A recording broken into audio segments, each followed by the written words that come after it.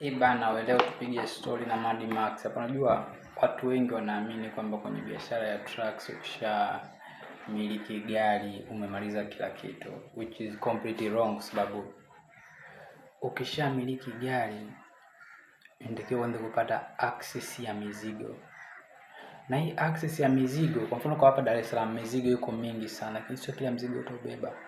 Kuna baadhi ya mizigo ndio itakuwa downfall yako, kwa sababu kuna vitu lazima uangalie kabla hujachukua mzigo. Kwa mfano kuna baadhi ya makampuni hata mimi huwa nafanya sometimes kwenye magari ambayo na manage kwamba sio kila mtu nitabeba mzigo wake, au kama mtu mimi simfahamu siwezi nikabeba mzigo wake hata awe na rate kubwa, kwa sababu unaweza kubeba mzigo, mwisho wa siku whatever problem it happen kuhusu ile mzigo, you are not in control.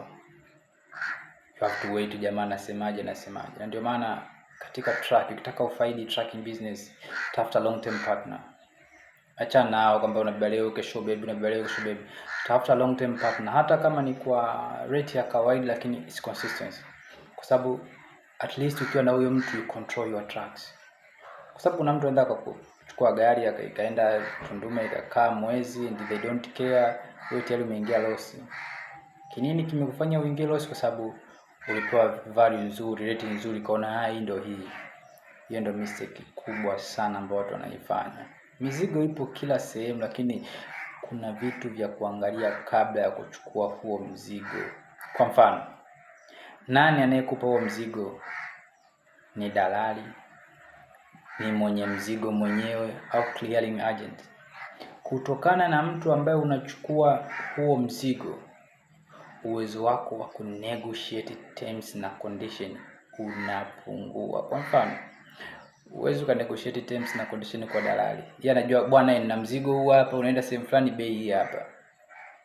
They don't want to hear other stuff, sijui nini. Otherwise atakujibu tu ndio, lakini mwisho wa siku utakuwa effect yote itatokea kwako wewe. Watu wawili ambao at least ukichukua mzigo unakuwa reasonable, clearing agent na nani owner mwenyewe, they are reliable, you can discuss. Sisemi kwamba madalali wote wabaya, lakini cha kuepuka. Lakini pia unapochukua kwa dalali ndio rate yako inazidi kuwa chini zaidi, kwa sababu some dalali wa professional watachukua wenyewe pesa ndio watakupa wewe. Kwa don't expect kwamba kupi paid, lazima wawe na amount yao.